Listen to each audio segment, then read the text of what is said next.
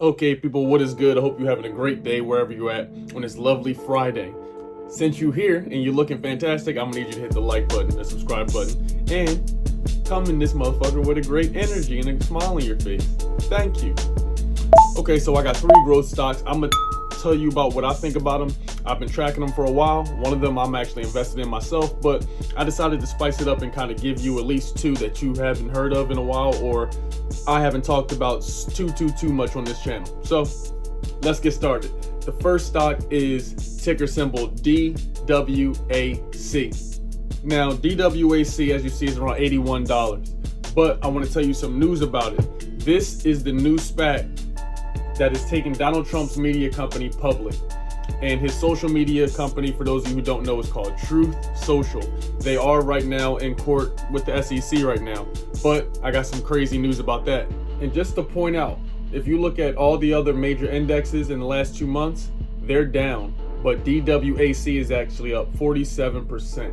And if the court approves his endeavors, I actually predict that the first 60 days of him getting improved, there's going to be a lot of traction to the website. There's going to be a lot of traction to the application just to see what it's about. How is it? Is it lit? Is it corny? People are always going to want to have opinions. So that first 60 days to me is going to be very hot. Now you let me know what you think of it. But even if you have to, you can sell for a profit and take those and walk away. But boom, there's a whole article here on Yahoo Finance that tells you 4 reasons they think that Trump's stock will get approved. But one that stood out to me was the SEC is usually showing leniency. So what I read is there's 2 examples of this point, and one is Nikola, which is ticker symbol NKLA, and ticker symbol LKNCY, which is a coffee company. Both of these companies were caught red-handed carrying out auctions that many described as fraudulent. Nikola's actions, which the SEC recently describing as misleading, took place from November 2019 to September 2020.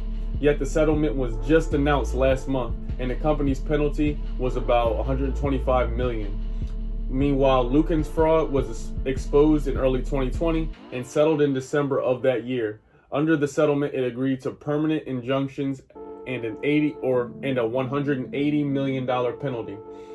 But the thing about it is that neither company's stock was taken off of public exchanges in the US. Both cases, many just took a long time to settle. It's hard to argue that Digital World and Trump Media are accused of doing much worse than these 2 companies have. So with that information right there, and you can even scroll down and it has a whole nother list of people of other SPACs that have gotten approved by doing illegal activity, but they're still in the exchange fund. So even if they violate, it may just be a large fine. So DWAC is my first one. You let me know what you think of that below. But you know how I think Trump he was going to talk some shit. That's why people wanted to silence him. Nobody gets impeached with 8 days left in presidency. But that's neither here nor there. Now we're up to number 2. Next, I want you to look at VTI. VTI is super fire. This is a Vanguard total stock market ETF. This one I've been talking about over the last month. I'm very bullish in this. I have almost 6 shares in my Robinhood portfolio. Y'all are going to notice me dollar cost average every week. This one I'm so excited about because for those of you who don't know, they're doing a 20-to-1 split with Google. For those of you who don't know, Google's doing a 20-to-1 split. So guess what ETF happens to have a shit ton of Google?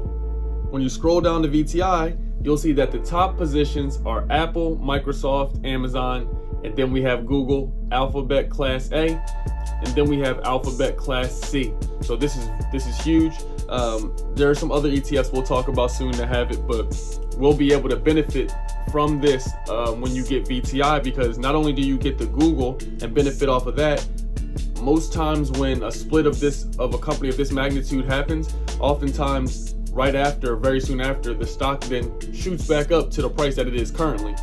So what I'm saying is, if every stock that we have, every share that we have of this, once the split occurs, we'll be able to profit and it's going to run back up. Not to mention that it also has Apple, Microsoft, Amazon, Tesla, Meta, Berkshire Hathaway, and United Health. So everything is encompassed within this one ETF. And if you just want to look at the year, I pulled it out a year. Look at that beautiful green trajectory, and we're up 13.23% on the year. This is one of my favorite ETFs, along with QQQ. I've mentioned that before, but y'all let me know what your thoughts are on this ETF and on this stock. But this is number 2, VTI. So now for the last one, I wanted to select a flyer, one we haven't talked about in almost a year. This is ticker symbol VALE, which is VALE. Now, VALE is amazing. Dope company that deals specifically with the exploration of iron ore pellets, manganese, and iron alloys. They deal with material. They're in the industrial sector. I think that this stock has potential for the future. We've been, as you know, we used to get into this when I think it was like $10. We were in this stock back in the days, man, back in like 2020. So what I find interesting about this stock is there's always going to be a need for these materials. And they're signing a lot of agreements with different countries. This is worldwide, this company. And one of the big ones that stood out to me, they just added something in Brazil with a mining company called Samacro. They added $5 billion in net revenue. And that's what they're projected to do by 2042. But they just signed a 20-year production agreement with VALE. So this is huge. They're actually expected to hit its output guidance sooner than expected. So they're actually projected to hit that for quarter. They're actually projected to hit that the first mark in 2026, 2029, and then again in 2028. This is big because they expect to produce 26 million tons of iron ore pellets by the year 2030. But the year 2030 is less than 8 years away, and that's a shit ton of things that they're doing. That's just one of the things they signed up with, or companies they've been working with. But if you look at the screen, you'll notice in the after hours, we're eating.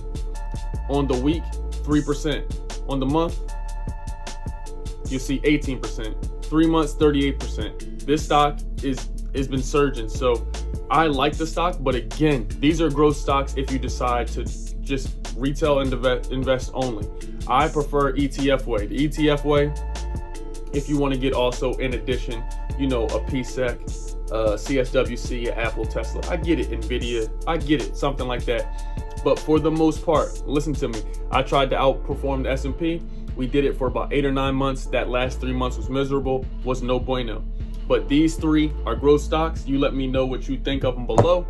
That is going to do it for today's video. Make sure you hit the like, subscribe, all that other shit, man. Drop a comment and let me know what you think about these videos. This channel is the channel you need to come to improve mindset and to add value. We talk about value each and every day.